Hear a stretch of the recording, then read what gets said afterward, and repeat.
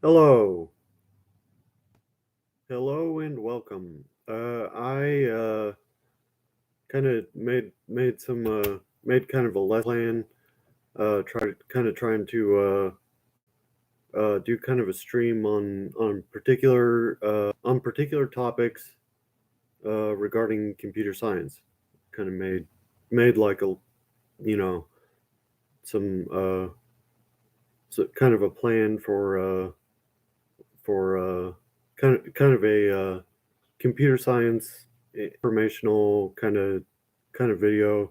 Try to make kind of a educational type video.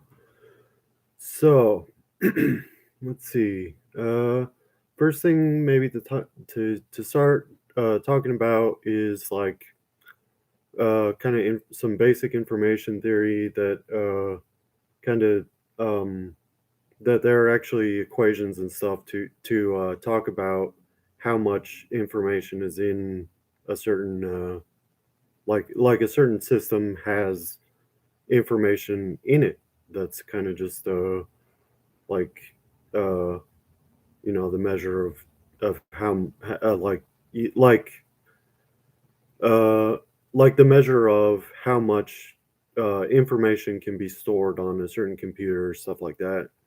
That there are kind of known equations for figuring out how much information can be stored in a certain system, or uh, whether it's even something like that, where some things just uh, are not uh, that kind of that kind of a thing. So uh, like a computer is a good example of something that can store information. So is a notebook for keeping notes and keeping track of things that are regarded as information. So let's see. Uh, uh, so typically, uh, digital computers uh, use a system of binary digits. So those are kind of like the known kind of bits. You know how many bits are stored in a computer, and stuff like that, and various stuff that various mathematical operations that can take the bits and uh, the store the information and do mathematical things with them, rearrange them into uh, YouTube videos and stuff. So uh, let's see. So uh, so ha- so the uh, so typically those are kind of called zeros and ones. It kind of goes back to Boolean algebra. So, I guess there was some guy, Boole, kind of um, a mathematician who um, kind of made a system of logic where things were kind of like a system of logic where things were either true or false, and that there were different kinds of things that could be done with them. So uh, like if this is true and this is true, then the whole thing is true. Stuff like that. If this is true and this one is not true, then the whole thing is false. A bunch of things like that. Kind of basic algebra for true and false.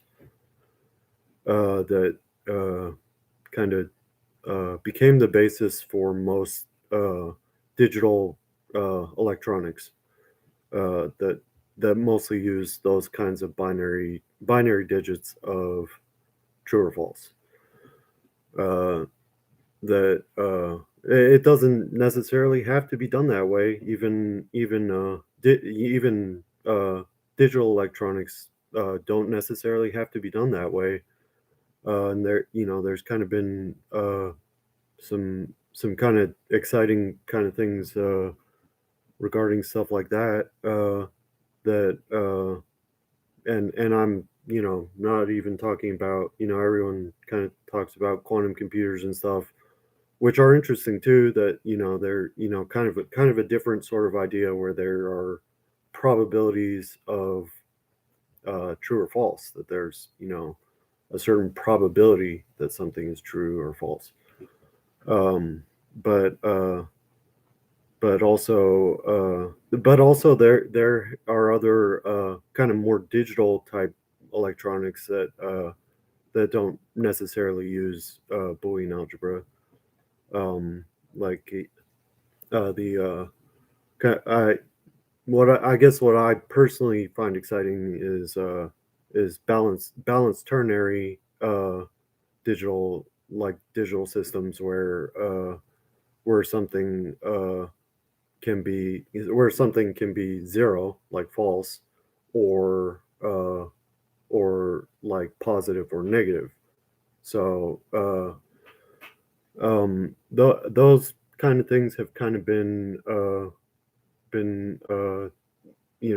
machinery has been made that uses those kinds of digital digital systems, even digital electronics that work that way and stuff. Uh, but overall, that it's kind of information theory, like how much information can be stored in a certain system. So let's see. Uh, that and well, so the Notebook is a good example. It's kind of like back to like information. Like, what's information anyway? What's like physical reality? That's like the Notebook is a thing in physical reality, but the information in the Notebook is not necessarily in physical reality. It's just not. It's the information is kind of not like real, compared to physical reality. And the Notebook is real, but information isn't really. Like if a book has a story in it, maybe, and that the book is a thing, has uh, letters printed in it, pages and pages of letters printed in the book, and it's like a real thing in physical reality. But the story is kind of in the book, but it's not like in physical reality. Uh, so um, let's see. Then what? So let's see here. And there are other kinds of things like that. That information can be in a book, or notes in a book. Something about some other work I was doing here. Actually, for Mott's last theorem could be actually this actually looks this actually I must have been sharing this notebook with Pierre. Looks like Pierre's handwriting probably. That's my cat. My cat does want to help with certain things here. That's not helpful. I guess actually that is a nice segue into kind of the topic here, or one of the topics here, that involves certain kind of basic needs. Basic needs. So the cat walks up. The cat, wants something here. She tries to, figure out, is she gonna take a nap on the on the keyboard here, or press the buttons, or help out, or whatever. She had some kind of basic need to walk up and get a hug, or whatever that was. So, basically, kind of to extending that concept to like machinery, like kind of that, transportation is always, kind of a go-to kind of example of technological advancements that really kind of change, really affect daily life quite a bit. So like, so like, so going back to like horse and buggy, that uh, like the horse has certain basic needs, an apple, or a sugar cube or something. But then also, uh, uh, um, so that was a very, well known form of transportation for, quite a while. People um, uh, had horses and buggies, that kind of thing. Um, and then kind of so then later in history, along comes some, say the bicycle, automobile, stuff that that like, you know uh, that that is not horse drawn, kind of doesn't need a horse to go. So, but those kinds of machineries still have certain like basic needs, like the bicycle needs sort of, needs certain maintenance so that the bicycle will function correctly as a form of transportation. Uh, um, and cars are even, a more advanced, more complicated example. Same kind of idea. You know, they need gasoline. They need uh, or they need fuel. They need maintenance. They need all kinds of stuff that I mean, can sort of be thought of as a basic need of the machinery. Uh, so then computers, they're kind of, machinery like that. They have certain, they need certain maintenance and stuff, that all kinds of stuff really, that that like these certain types of computers mostly like they're like the kind of the physical computer is like a piece of hardware. It's it's a physical object in physical reality, physical hardware that works by information theory. So like and they're particularly, meant for that kind of purpose, where they're meant to have software on them, or they don't do much. And the software is all kind of information. It's like, uh, like like a book has letters printed in it, but it's all hardware kind of type idea. But then carries the information of the information in the book is, you know kind of more kind of a very uh, kind of a kind of a separation of uh, you know uh, um, uh, kind of information theory kind of idea there. Uh, so, um, so, let's see. Uh, then, uh, well, uh, I mean, I guess kind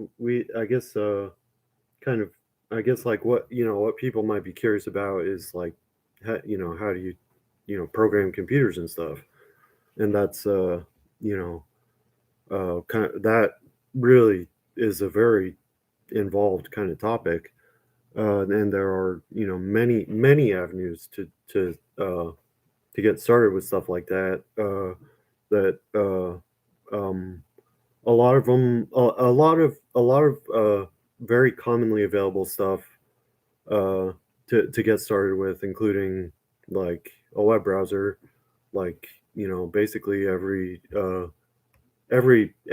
I mean that's kind of a stretch to say every, but most computers, most commonly available computers, like you buy a computer, it's got a web browser on it, got like a text editor and a web browser, are more than enough to kind of uh, to start learning about uh, kind of the basics of computer programming, um, that you just kind of would you could use like the text editor, make like a .html file or something, open it in the web browser, get started that way, um, and and learn all kinds of stuff that way, and that would be one avenue to starting to learn about computer programming that's just available on basically any uh, computer that and and there and there have been examples like that for as long as computers have been like uh, um, well, that's how computers always work. So I mean, not like that, but in one way or another. Uh, um, so, uh, um, I guess what I was gonna kind of address some points about, kind of, that the idea about, computers need maintenance. It's kind of like, like a car needs an oil change, stuff like that. That that to kind of draw bring that back to, like, you're getting started programming or something, or you're you know just, I don't know, watching the YouTube video, or maybe already programming stuff. So uh so uh let's see. That I guess that it is like very kind of trending, and or well, I mean, it's a huge topic in um and affects everything in the world these days, of kind of like machine learning, artificial intelligence type stuff, like deep learning, what's deep learning, stuff like that. So the I guess a lot of that is kind of like uh there, I guess there's like a lot of things are kind of already available, kind of stuff to get started with that too. um and there are also there's also like kind of specific types of mathematics that um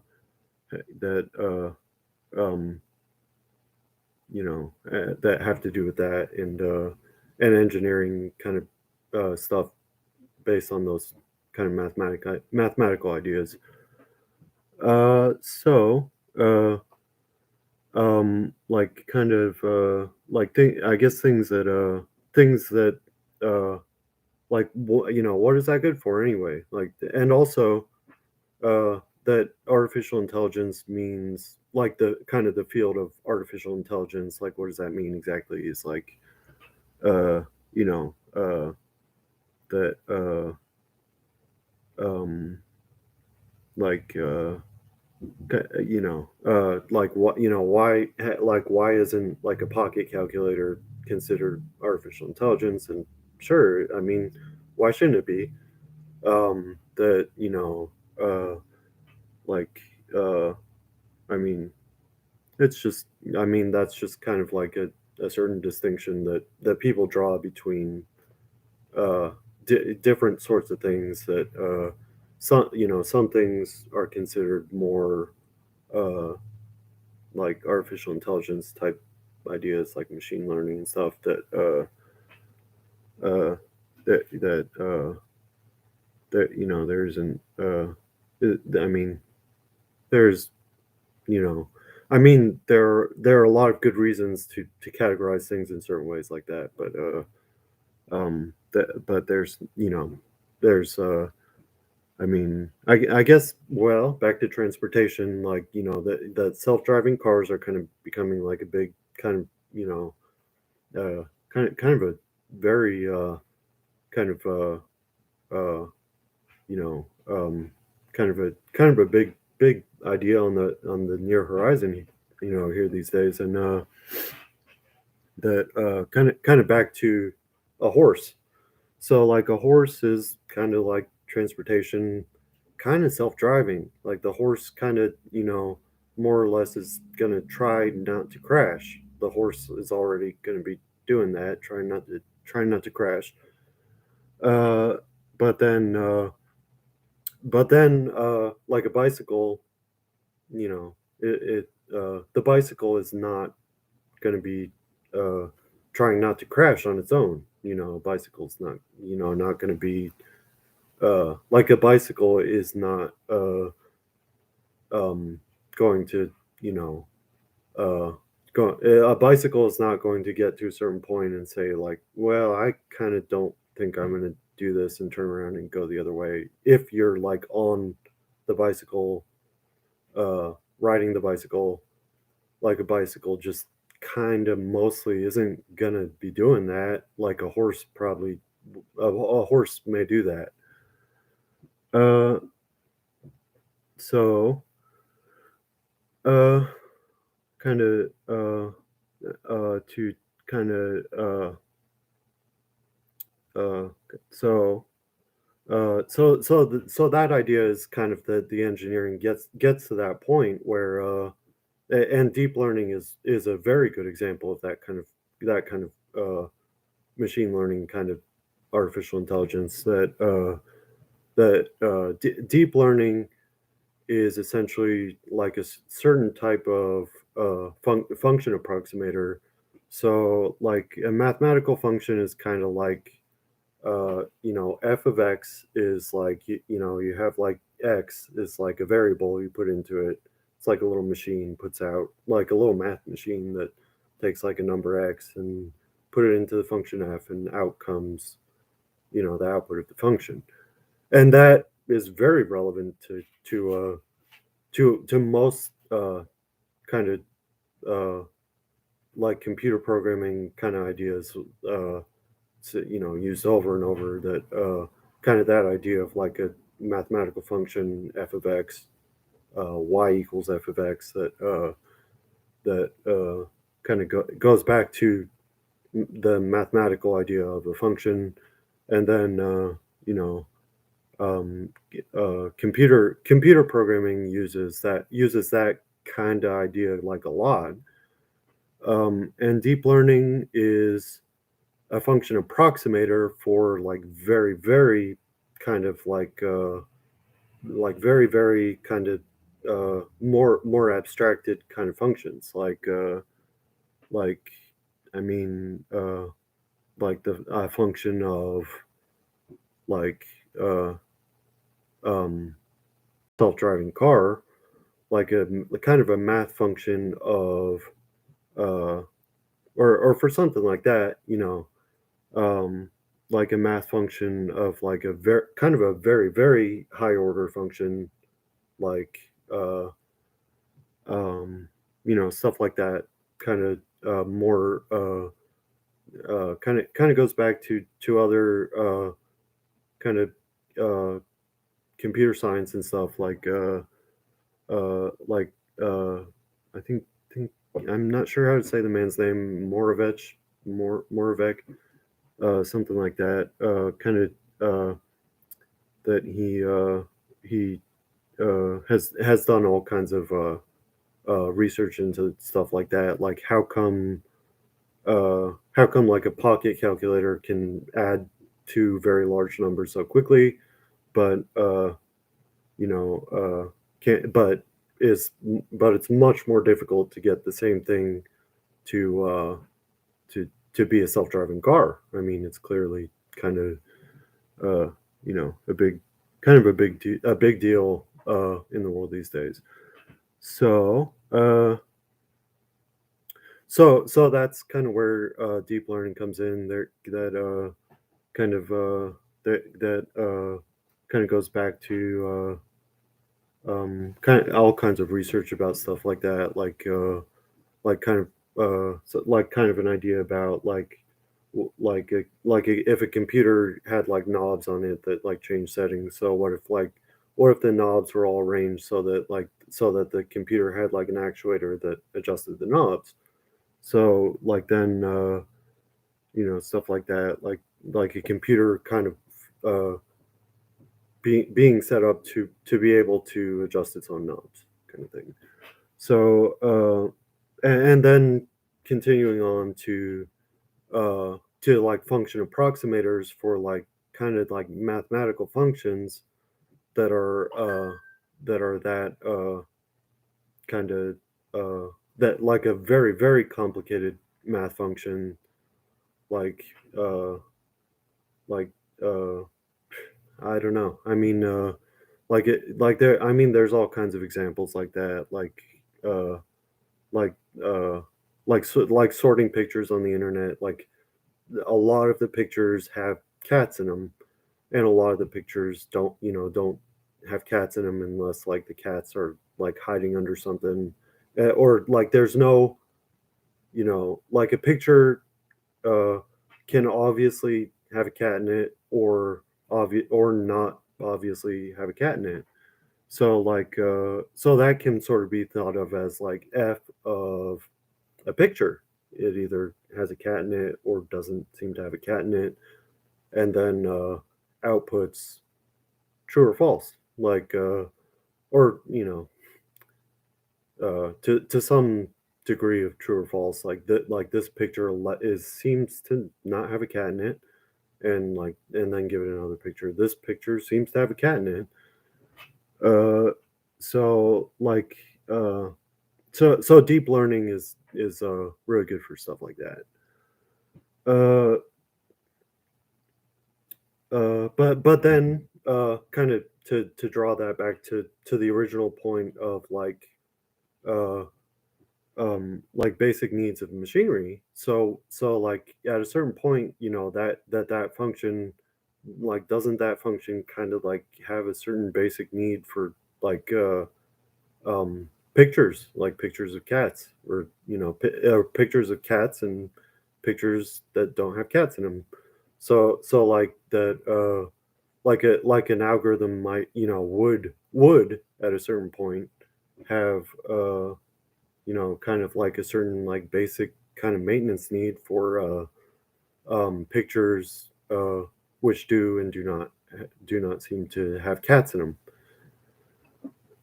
Uh, so kind of that kind of becomes like an engineering question, the same as like a bicycle or something, like that a bicycle uh, that the engineering of a bicycle, that it has certain engineering thought out ahead of time of kind of basic uh, things that the bicycle is going to need for maintenance and stuff. Uh, And I don't know, I'm right at like half an hour now. Like that, I think that's uh probably uh I mean, that's probably a good enough stream for kind of for that material. And then I guess what I wanted to say was that kind of the idea of like an information paradox or something where like as you kind of as sort of like an idea of uh like that uh like uh kind of the idea that that a notebook has stuff in it, but like where is where is the information actually? Where is it actually? You know, it seems like the notebook has information in it, but where is it exactly? It's not like in uh, it's not in physical reality anywhere. So just kind of a weird thing to think about. Anyways, thanks for watching.